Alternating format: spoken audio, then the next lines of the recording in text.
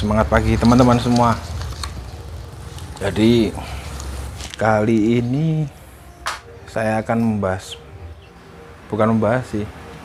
saya akan membantu teman-teman semua untuk menetapkan pilihan untuk membeli TAF jenis apa.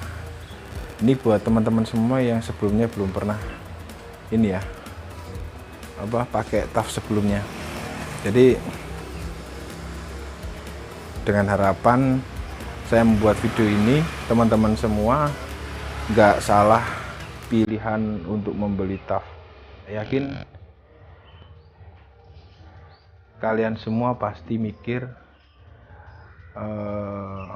jika memakai TAF untuk harian, yang pertama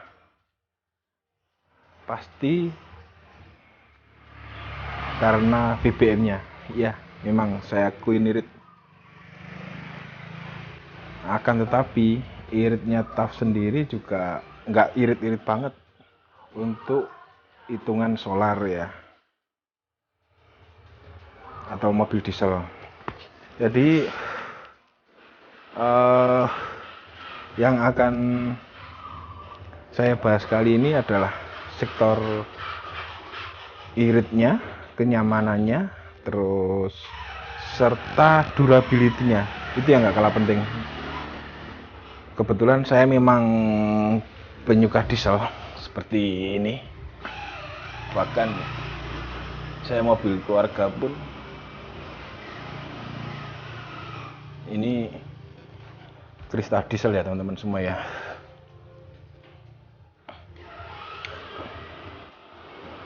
Itu irit-irit banget.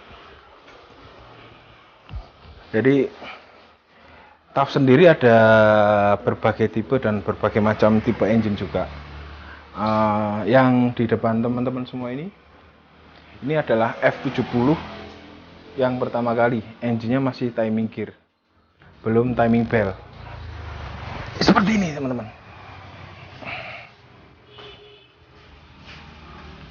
Nah, ini adalah penampakan engine dari timing bell. Jadi blok tutup kal teratas itu orang biasanya hasilnya nyebutnya ya udah cover engine atas itu masih bulat. Kalau timing bell dia sudah kotak bentuknya, agak mengkotak gitu ya. Nah, itu adalah Rocky yang saya pakai buat harian. Nah, itu dia Rocky solid ya, cuman tampilannya independen teman-teman. Ada kok di video saya juga. Ya, kita lanjut lagi. Saya memang bukan nggak melewatkan sih, cuman nggak membahas yang sebelumnya ini atau TAF F50. Saya memang yang kita bahas ini ya, lanjut ke F70 ya teman-teman. Dari ini timing gear, setelah ini keluar Rocky timing gear juga 88 tahun 88 yang punya saya tadi itu yang buat harian. Ini saya nyebutnya untuk harian ya, bahkan mungkin off-road ringan ya teman-teman semua ya. Kalau untuk harian terus terang yang paling minim perawatan adalah F70 yang punya saya ini, yang masih timing gear. Jadi yang pernah saya pakai itu F70 ini yang masih timing gear. Engine-nya kalau nggak salah ini, terus TAF Rocky solid itu, terus TAF independent tahun 2004 sama Rocky independent 97 akhir. Nanti kesimpulannya ada di akhir video ini ya teman-teman. Untuk yang F70 ini, kalau misalkan teman-teman semua modifnya ringan dan nggak pakai ban 33, ini masih masuk akal untuk dipakai harian, tapi dengan catatan suspensi harus benar-benar sehat dan ban serep belakang tetap terpasang. Soalnya kenapa?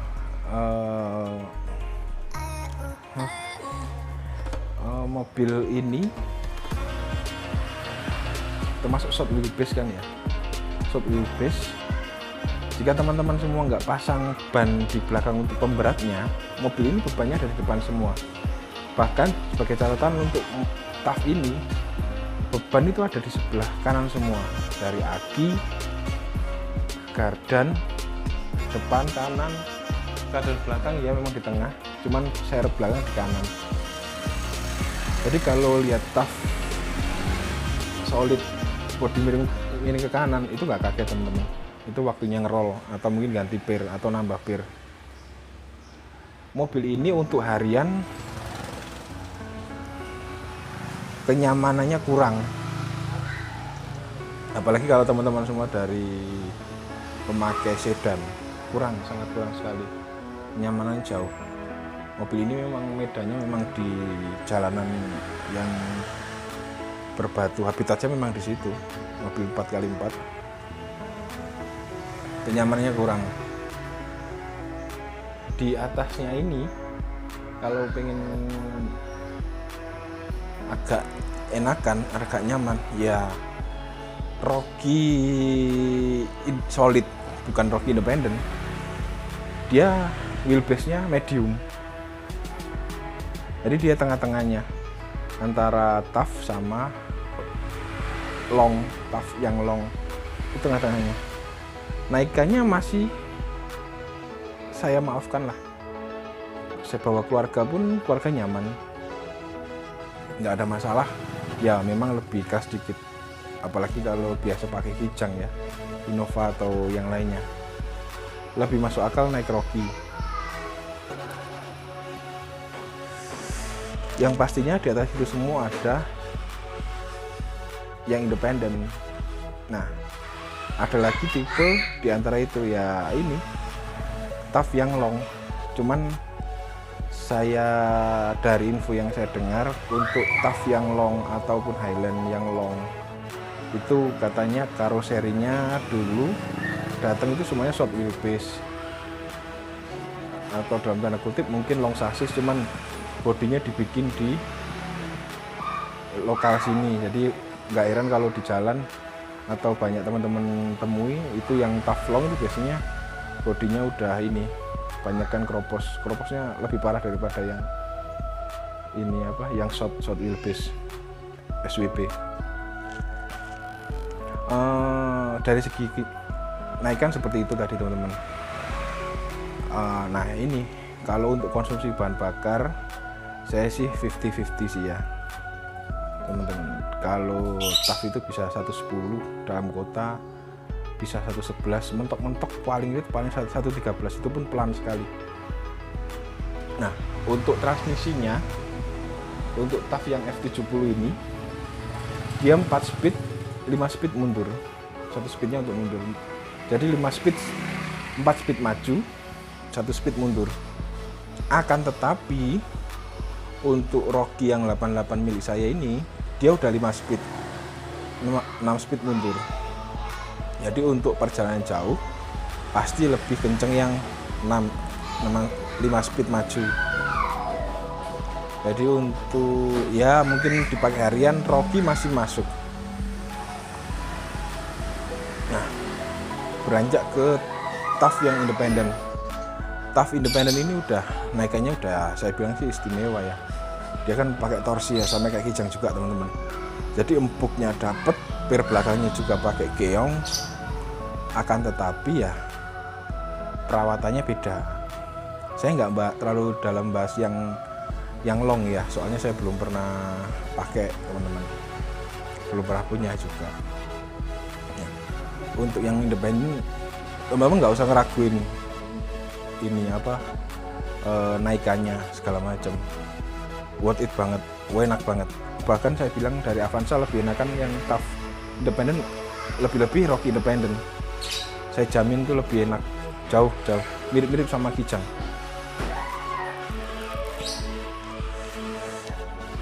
itu dari segi nyaman. Dari segi engine, untuk timing gear saya nggak bahas yang tipe bell up yang ini apa, yang turbo, soalnya saya juga nggak tahu. Kalau untuk performa engine, kalau teman-teman itu hanya pemakaian jarak dekat atau mungkin off-road, bukan ekspedisi ya, saya nggak mungkin lah pakai ekspedisi. Bisa jadi sih, cuman kalau untuk off-road yang medium, kemungkinan responsifnya lebih responsif untuk TAF yang timing bell atau generasi setelah ini, yang blok apa, kalau tutup mesin atasnya itu sudah kotak, dia pakai timing bell. Cuman saya sendiri punya pengalaman, ketika mobil itu dipakai jarak jauh dengan apa, kaki yang enggak sewajarnya atau mungkin untuk dipakai kebut-kebutan, saya pernah mengalami timing bell itu putus, teman-teman. Parah ini memang. Sejak itu memang saya agak worry untuk pakai engine timing bell. Padahal ya ini sih cuman gara-gara human error aja sih, saya yakin juga seperti itu. Kalau teman pakainya wajar ya nggak bakal terjadi seperti itu. Soalnya masalahnya itu ini, timing bell itu kondisi baru mas Yan, baru sekitar 3 atau 6 bulan mungkin ya, 3 bulan 6 bulan gitu, nggak nyampe 6 bulan itu udah putus dari Surabaya OTW ke Bandung. Putus di KM berapa gitu lupa, antara Semarang dan Bandungnya, daerah setelah Cirebon kalau nggak salah. Tuh. Yeah.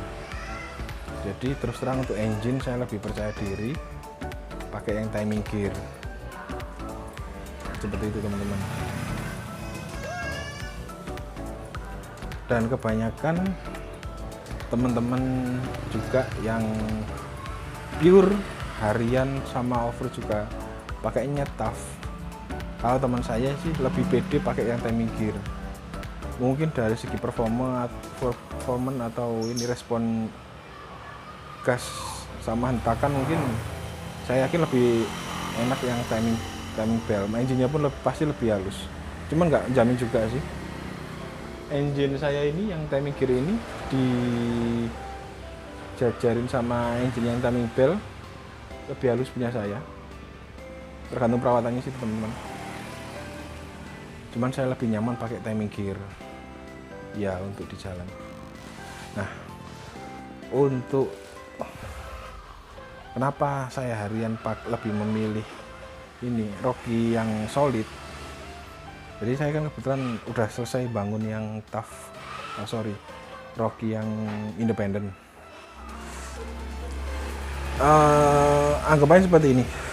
Kalau teman-teman semuanya tujuan untuk harian, dan pastilah nggak mungkin seekor TAF itu dibiarkan standar ya, pasti ada modifikasi ringan. Dan modifikasi mobil yang genrenya off-road look kayak gini, pasti pengennya bannya digedein kan. Kalau untuk yang Rocky ban 33 saya belum pernah coba, saya mentok pakai ban 31. Soalnya saya takut juga kenyamanannya juga pasti lebih berkurang. Kalau yang ini teman-teman nggak usah nanya, bantingannya sangat istimewa sekali, kerasnya. Jadi kayak hampir mirip-mirip naik ini Dokar. Nah ini nih baik catatan, saya ada TAF yang independen, Rocky independen ban 31, otomatis kan naikinya kan dia depan kan nggak pakai pir ya, nggak pakai bekas ya, dia pakainya ya namanya independen apa, pakai torsi. Jadi modelnya tuh kayak besi yang diputer gini, suspensinya dia itu pakai itu, tetap ada absorber tetap. Jadi dia besi yang diputer gini, makanya dia itu jalannya empuk, makanya kijang juga empuk ya gara-gara suspensinya seperti itu, empuk sekali.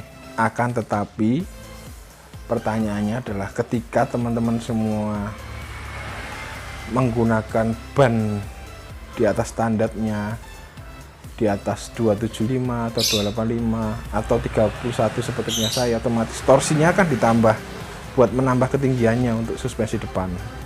Kalau untuk suspensi belakang sih nggak masalah sih, diganjal pirnya pun selesai perkara. Tapi untuk suspensi depan dia kan mirip kayak double wishbone, cuman dia independen apa ya, nggak pakai pir ya, jadi torsinya itu ditambah, putaran di pirnya itu dipaksa untuk naik. Dan pir itu torsi itu, yang disebut torsi itu ada lengan dari swing arm depan ke board, ke frame tengah itu, dia ditahan oleh besi itu ada videonya di sini nanti.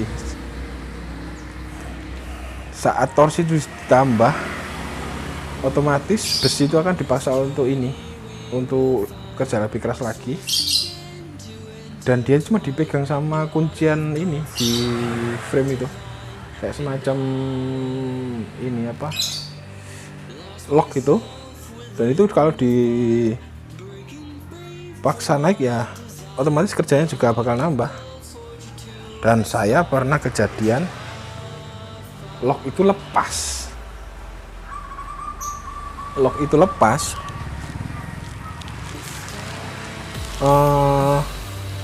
ban itu langsung jatuh ke spakbor, nempel situ. Jadi semacam kayak ball joint yang patah kayak di Panther gitu, seperti itu. Nah pertanyaannya, oke, dia nyaman, tapi apakah teman-teman bisa pakai mobil itu untuk harian dan nggak dimodif? Bahkan modifnya notabene pasti banyak digedein. Makanya kebanyakan kalau lihat Rocky yang independen di jalan pakai ban 31, kebanyakan tingginya nggak ditambah, soalnya orang-orang ini tahu tingginya ditambah dengan torsinya juga ditambah, dia kan ini memaksa kinerja si lengan torsinya tadi itu lebih keras lagi, dan itu resiko anjlok seperti saya kemarin, seperti itu. Oke, kalau misalkan itu buat harian teman-teman nggak ngapa-ngapain, tapi nanti jika ada mungkin kebutuhan untuk ekspedisi atau foto-foto ringan, atau camping atau overland, itu teman-teman semua kan membebani mobil itu dengan lebih berat lagi, dan dia memakai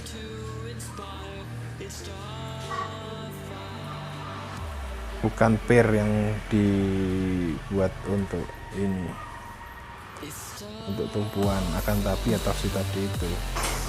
Jadi teman-teman sendiri bisa bayangin kalau misalkan diberi berat, entah itu tenda di atas atau awning di samping, bawa barang-barang, kompor segala macam, air minum, orangnya pun full, mobil itu pasti bekerja di titik yang maksimal. Belum lagi kalau pengen nambah winch dan kawan-kawan, itu kalau untuk modif dan lain-lain sih saya anggapnya sih enggak terlalu ini ya, PR-nya masih panjang gitu modifnya. Tidak seperti mobil yang masih pakai pir down seperti ini dengan gardan yang solid depan belakang, kekuatannya pun pasti lebih kuat. Jadi untuk harian TAF independen oke, tapi untuk dimodif teman-teman nggak bisa mikir selesai ganti ban saja, naikin bodi aja, nggak seperti itu, bakal jauh PR-nya. Jadi saya sarankan untuk teman-teman semua yang akan memilih TAF untuk harian, jikalau modifnya ringan aja oke, untuk F70 ini masih masuk akal dengan catatan tadi, ban serep belakang masih terpasang, ban nggak terlalu besar, naikannya masih masuk akal kan. Tapi udah pakai ban 31 seperti ini, terus sudah ditinggikan dan lain-lain, Mungkin mobil ini hanya sebagai mobil selingan saja, bukan mobil bisa buat mobil harian. Beda jika teman-teman semua ambil Rocky yang solid, naikannya masuk akal, BBM-nya juga masih sangat irit sekali, bodinya pun gak kalah ganteng, dan teman-teman bisa mainin bannya, serta jangan khawatir, penggerak depannya pun solid juga. Jadi mau diajar seperti apa ya teman-teman sendiri tahu. Kenapa ekspedisi atau ini apa off-road yang menengah itu kebanyakan pakai garden yang solid, menengah ke atas ya. Ya memang durability-nya lebih tinggi, dan di jalan pun saya pakainya juga lebih nyaman. Jadi seperti itu teman-teman yang bisa saya sampaikan. Kurang lebihnya mohon maaf, jangan lupa like sama subscribe biar nanti saya juga tetap bisa bikin video lebih semangat lagi. Komen juga di bawah kalau misalnya ada pertanyaan. Mohon maaf karena memang baru belajar. Demikian dari saya. Wassalamualaikum warahmatullahi wabarakatuh.